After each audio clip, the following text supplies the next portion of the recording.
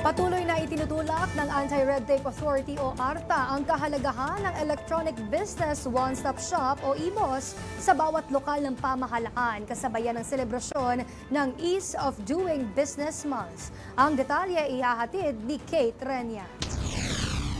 Opisyal nang inilunsad ng Anti-Red Tape Authority o ARTA ang Ease of Doing Business Month na may temang From Red Tape to Red Carpet, Better Business Movement in a Bagong Pilipinas. Ipinagdiriwang ito ng ARTA ngayong buwan. Ito'y kasunod ng pagpirma ni Pangulong Ferdinand R. Marcos Jr. ng Proclamation No. 818. Sa ilalim nito, papangunahan ng ARTA ang taong-taong obserbasyon ng EODB at pagsasagawa ng mga programa at aktibidad.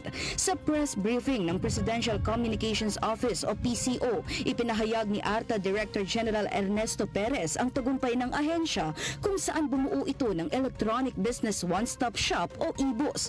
Dinisenyo ito para mapadali ang proseso ng pag-a-apply at pagtanggap ng business permits at licenses sa bawat local government units. Nakapagtala rin ang ahensya ng 99.7% resolution rate simula 2018 hanggang 2025. Ayon kay Secretary Perez, sa mahigit 1,642 LGUs, nasa 115 na ang naging compliant ng EBOS. 1,203 dito ay partially automated.